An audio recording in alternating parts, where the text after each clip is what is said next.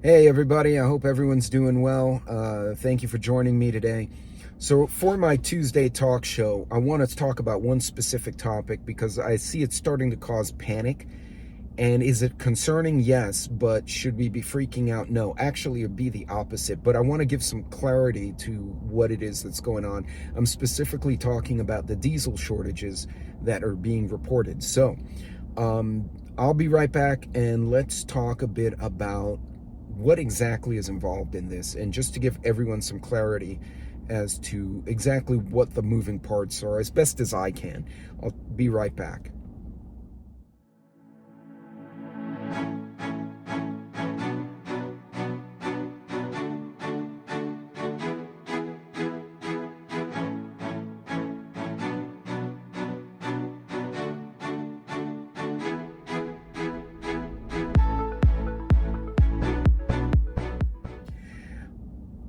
Thank you for joining me again. And again, don't forget to like and subscribe. If you have any questions, I typically will premiere these videos on Tuesdays. But if I do not, or I miss my own premiere because the other engineers in my group, the young ones, are either transferring out or leaving for better opportunities, and I'm running out of time to do fun stuff, let me know and put your comment in or your question in the comments, and I will try to answer them as soon as I can once I get some free time. So if you see delays in me responding to your questions or to your comments, I'm not ignoring you. I just literally I'm now the only guy in my role between like Dallas and Denver, so it's a bit of a haul. In any case, guys, further discussing what's with the diesel shortages, right? What the hell is happening that everyone's reporting that we're running out of diesel? So a little bit of background. A few weeks ago, a newspaper or news outlet, and I can't remember who it was, reported, oh, the US has 25 days of diesel. Well, it's been about 2 weeks since then, so they're doing the math and saying, well, 25 days minus 14 for 2 weeks gives you, 11 days. And now they're freaking out and they're like, oh my God, we have 10 days, or now they're saying it's like 5 days of diesel. They keep subtracting. And that's not quite how that's working. So to the point of the original article, they were saying at that time, the current buffer, if you will, is 25 days of diesel. So that doesn't mean as of that day, in 25 days, there'll be no diesel, right? So I want to set that to rest, because keep in mind that there is production. There is still, tankers going back and forth between Europe, Middle East, the US, China, whoever the hell else is still trading. Russia's been kicked off the market, and I'll come back to that in a bit. But granted, yeah, it's been 14 days since they put out that article, but in the 14 days, there's been more production, more refining. So it's not like, oh, the 25 days, now we're down to 5. No, there's more stuff coming into the market. So are we like going to run out of diesel all of a sudden? No. Or did the diesel go away? No. But there are some factors that are all landing at the same time that are affecting the availability and cost of diesel. So I'm going to try and lay them out, and there's kind of 4 factors. One is seasonal. So the first seasonal thing is spring and fall are usually, sinuses, sorry guys. Spring and fall are usually when the farmers and the harvests are done, right? Those of you who are farmers or homesteaders know what I'm talking about. So right around this time of year, you have a pretty high demand as the harvests are being done prior to winter. So normally you get an increase in usage. And if you want to see a little more about that, you could check Forbes.com and Bloomberg. They both kind of allude to this. So there you have this seasonal factor that every year there's an increase in demand in the planting season in spring and the harvesting seasons in fall. Not abnormal. What we are having happen is during the Rona, a lot of refineries that were underperforming or excess because there was no demand, so the refineries kind of stepped back production. They took that opportunity to shut down some segments of their refineries, or some refineries entirely, that were underperforming or needed to be updated. And they've been taken offline as either they're being demolished or they're being repaired or upgraded. So you have both repairs and obsolescence contributing to reduced refining capacity. That's 2. Now, of course, you have the war in Eastern Europe. So everyone has basically poo-pooed buying Russian oil. The West has anyway, right? So China's happily buying the oil, but everyone else has said no. So what's that's doing is, with the Russian oil off the open market, it doesn't mean the Russian oil went away or the Russian diesel went away. It simply means it's not available for, most governments, most countries are banning it. So what you have happening now is whatever's left, say if Russia was 20 or 30% of the world market, the other 70% now has 100% of the world fighting over the 70%. And what they're doing, they're driving the price up. You add to that the next factor, which is the president's repeated hits on the Strategic Petroleum Reserve, which is really meant for national emergencies and war, into the market to try and mitigate the price of gasoline and diesel in an election year. And what it's done is reduce our ability to actually buffer now that there's genuinely a shortage.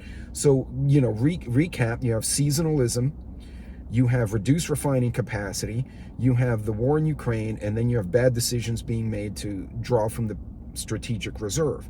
Between those four factors, you're now seeing a shortage. Not that there's no diesel, but there's less of it in the market for people to use in the Western economies, and so everyone is now bidding up the price. You follow me?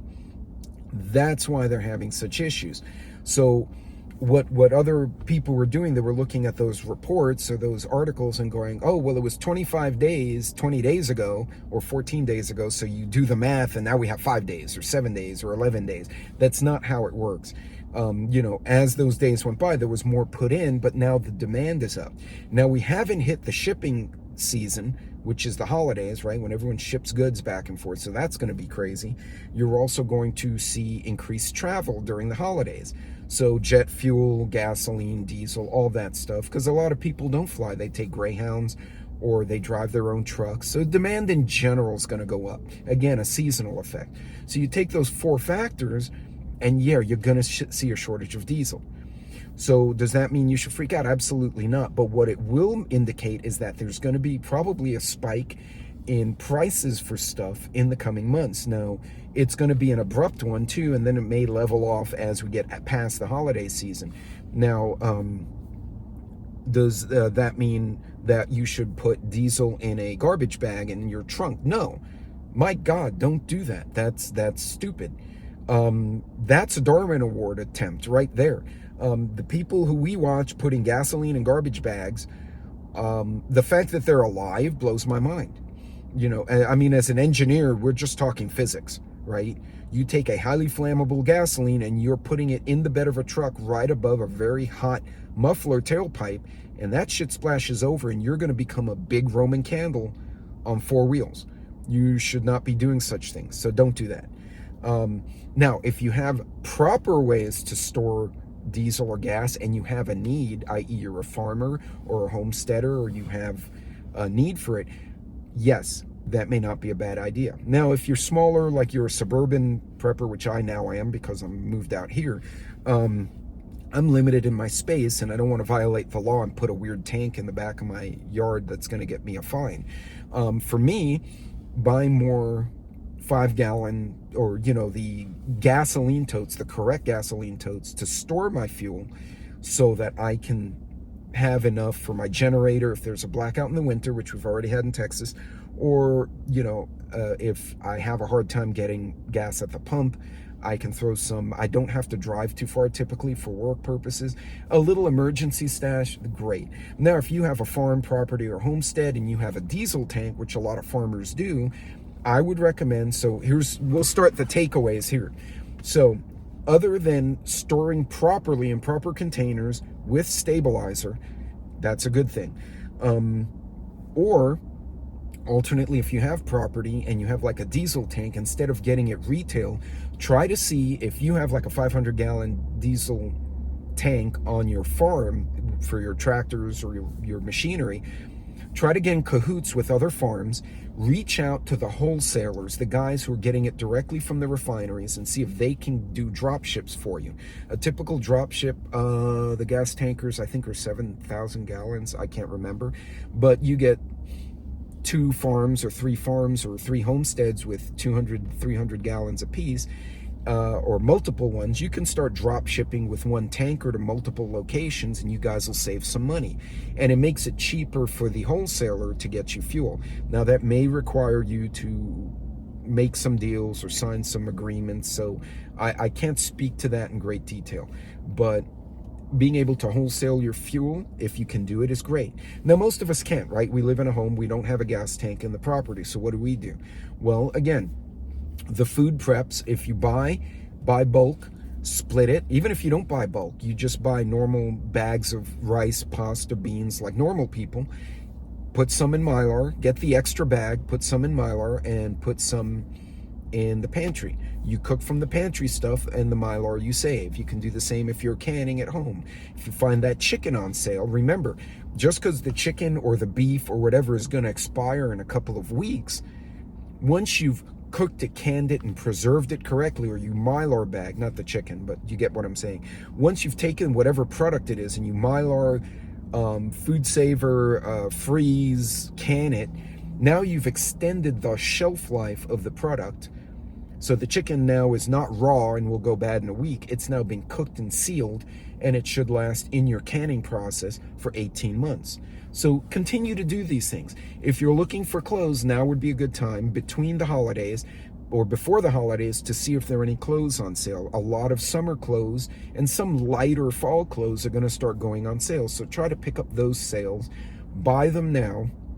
And if nothing else, it becomes a layer for the winter if we have a really cold winter.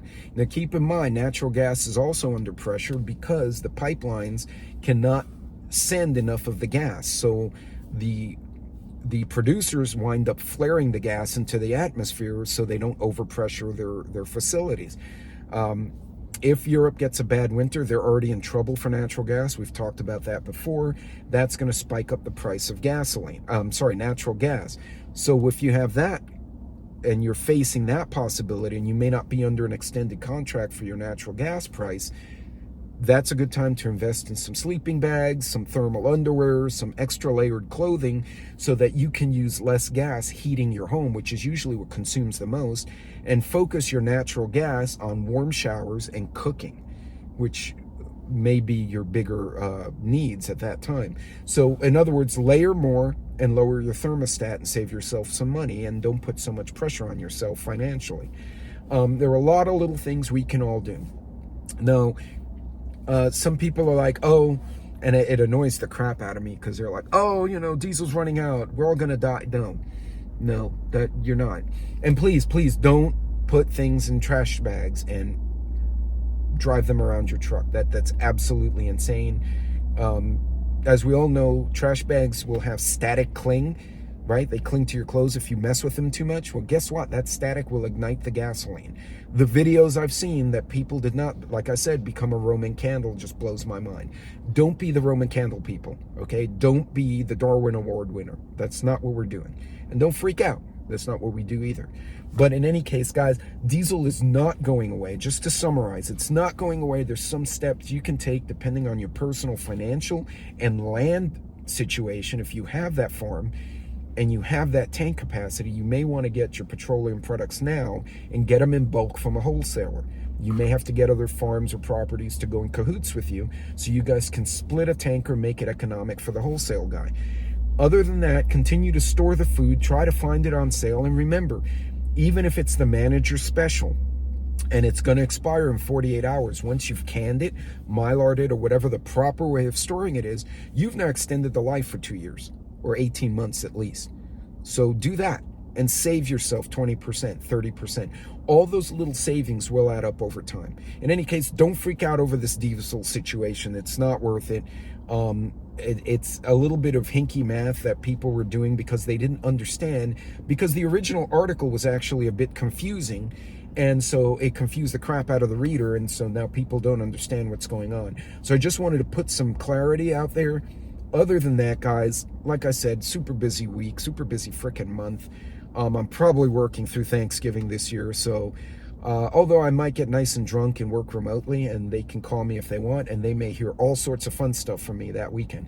In any case, guys, God bless, Godspeed. Be careful on the roads, because people are forgetting how to drive, apparently, everywhere, not just in Texas. So you be safe. And again, don't panic, plan, prepare, execute. I'll see you guys later. God bless.